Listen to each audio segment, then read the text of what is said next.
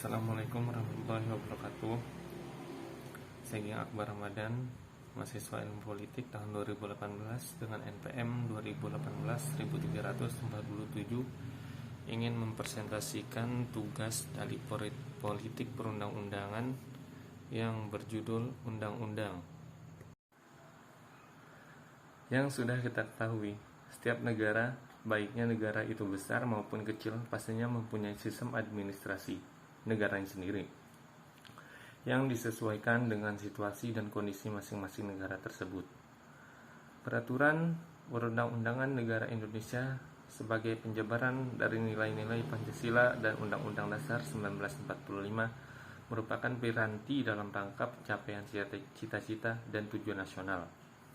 Oleh karena itu, landasan peraturan perundang-undangan negara Indonesia adalah Pancasila sebagai landasan ideal, Undang-Undang Dasar 1945 sebagai landasan konstitusional.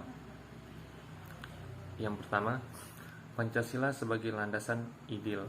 Pancasila sebagai dirumuskan dalam pembukaan Undang-Undang Dasar 1945 yaitu 1.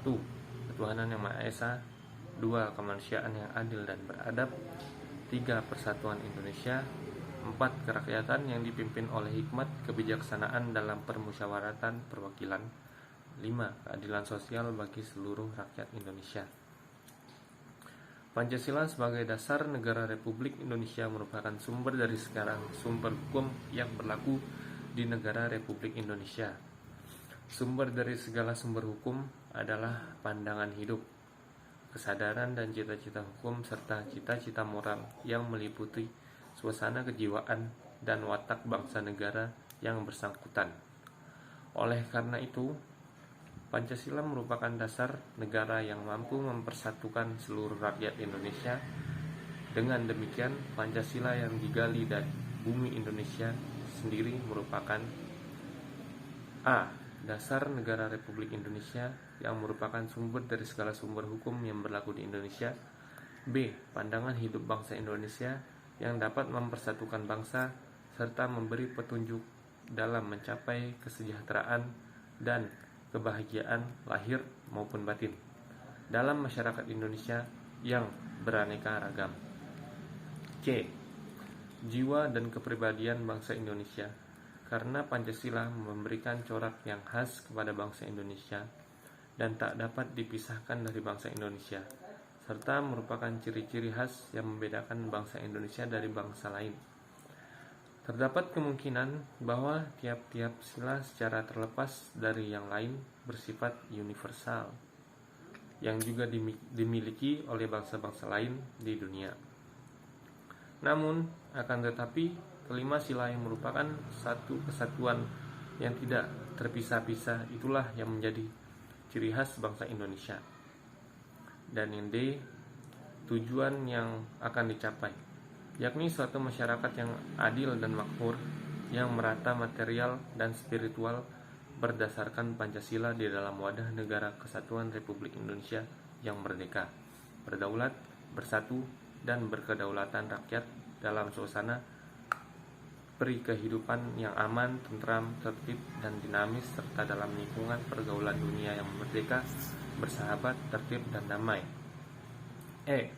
Perjanjian Luhur Rakyat Indonesia yang disetujui oleh wakil-wakil rakyat Indonesia menjelang dan sesudah proklamasi kemerdekaan yang kita junjung tinggi bukan sekedar karena ia ditemukan kembali dalam kandungan kepribadian dan cita-cita bangsa Indonesia yang terpendam sejak berabad-abad yang lalu, melainkan karena Pancasila itu mampu membuktikan kebenaran setelah diuji oleh sejarah perjuangan bangsa. Sesuai dengan Undang-Undang Nomor 5 Tahun 1985, Pancasila merupakan satu-satunya asas dalam kehidupan bermasyarakat, berbangsa, dan bernegara. Oleh karena itu, sistem peraturan perundang-undangan dikembangkan di Indonesia harus merupakan penjabaran dan pengalaman dari kelima sila dari Pancasila secara bulat dan utuh, dan diselenggarakan dalam rangka pelaksanaan sistem perundang-undangan negara Republik Indonesia berdasarkan Undang-Undang Dasar 1945. B. Undang-Undang Dasar 1945 sebagai landasan konstitusional. Landasan konstitusional bagi penyelenggaraan perundang-undangan negara adalah Undang-Undang Dasar 1945 yang merupakan perwujudan dari tujuan proklamasi kemerdekaan 17 Agustus 1945 yang terdiri dari pembukaan, batang tubuh, dan penjelasan. Pembukaan Undang-Undang Dasar 1945 selain merupakan penuangan jiwa proklamasi kemerdekaan 17 Agustus 1945, yaitu Pancasila, juga mengandung cita-cita luhur dari proklamasi kemerdekaan itu sendiri.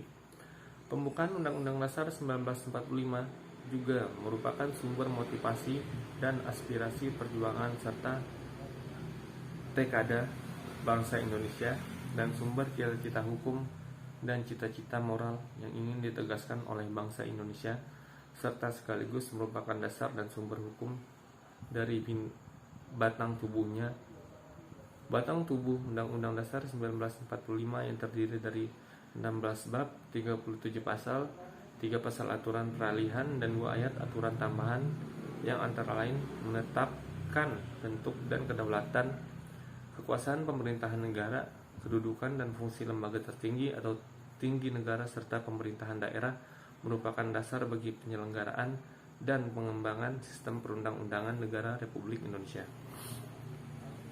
Penjelasan Undang-Undang Dasar 1945 yang disusun kemudian dan dimuat bersama dengan pembukaan dan batang tubuhnya dalam Berita Republik Indonesia tahun 2 nomor 7 tanggal 15 Februari 1946 terdiri dari penjelasan umum dan penjelasan pasal demi pasal. Dalam penjelasan umum 1945 dimuat yang A. Undang-Undang Dasar sebagai dari hukum dasar. 1. Undang-Undang Dasar suatu negara hanya merupakan sebagian dari hukum dasar negara itu. Undang-Undang Dasar merupakan hukum dasar yang tertulis.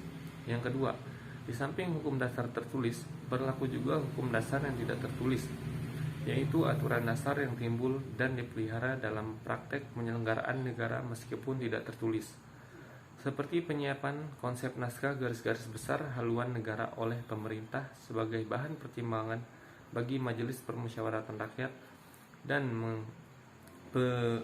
pengangkatan menteri negara yang tidak memimpin suatu departemen.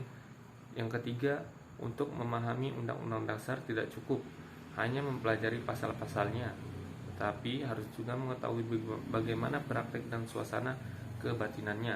Dan yang keempat, untuk mengerti sungguh-sungguh maksud Undang-Undang Dasar dan aliran pikiran yang menjadi dasarnya, harus dipelajari juga bagaimana teks itu terjadi. Harus pula diketahui keterangan-keterangannya dan dalam suasana apa teks itu dirumuskan.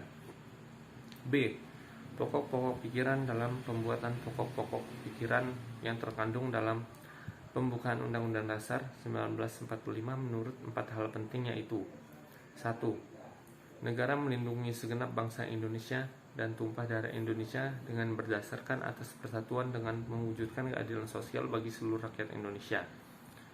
Yang kedua, negara hendaknya mewujudkan keadilan sosial bagi seluruh rakyat Indonesia. Yang ketiga, negara yang berkedaulatan rakyat berdasar atas kerakyatan dan permusyawaratan perwakilan. Kemudian C.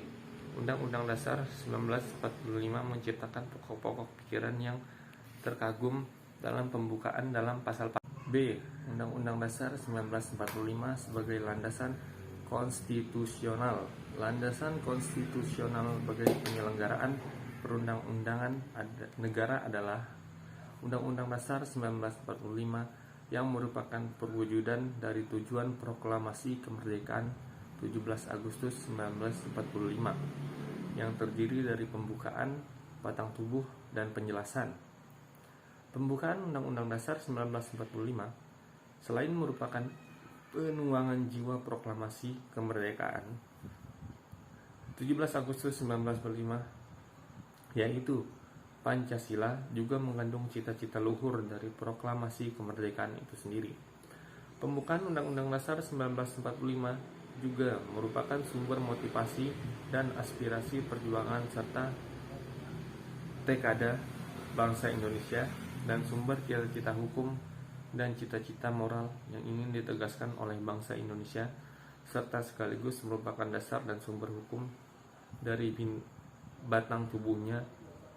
Batang tubuh Undang-Undang Dasar 1945 yang terdiri dari 16 bab, 37 pasal, 3 pasal aturan peralihan, dan 2 ayat aturan tambahan yang antara lain menetapkan bentuk dan kedaulatan, kekuasaan pemerintahan negara, kedudukan dan fungsi lembaga tertinggi atau tinggi negara serta pemerintahan daerah merupakan dasar bagi penyelenggaraan dan pengembangan sistem perundang-undangan negara Republik Indonesia.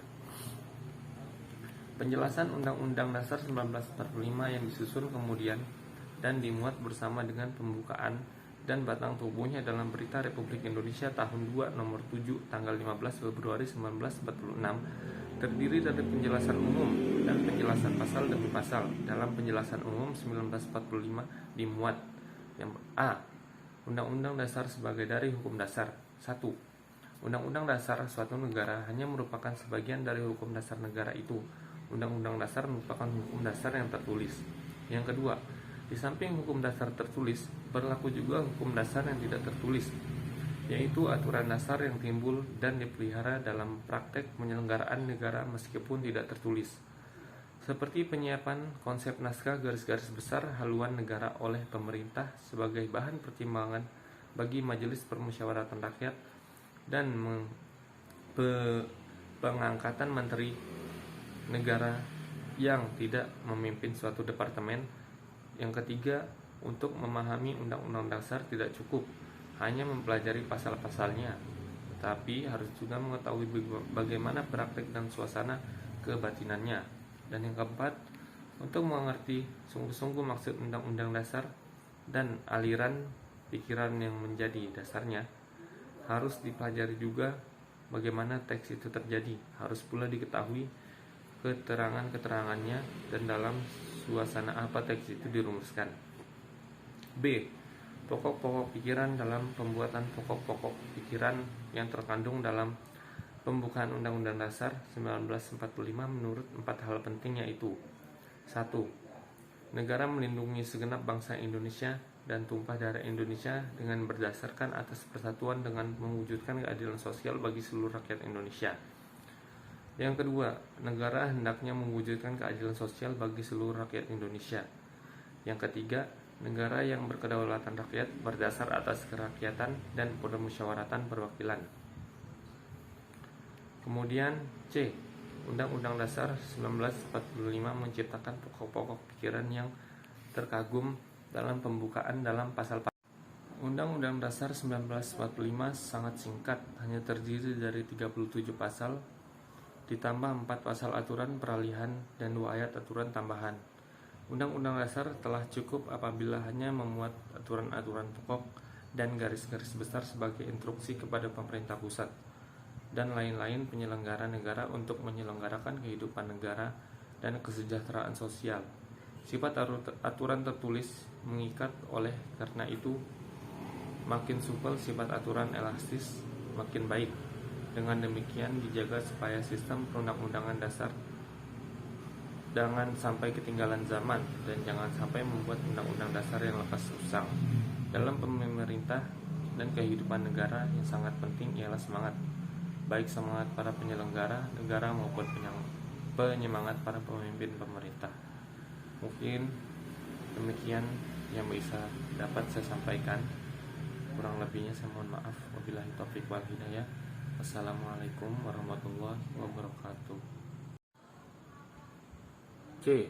Undang-Undang Dasar 1945 menciptakan pokok-pokok pikiran yang terkandung dalam pembukaan dalam pasal-pasalnya. Pokok-pokok pikiran meliputi suasana kebatinan Undang-Undang Dasar Negara Indonesia. Pokok-pokok pikiran di atas mewujudkan cita-cita hukum yang menguasai hukum dasar negara, baik hukum dasar yang tertulis maupun yang tidak tertulis.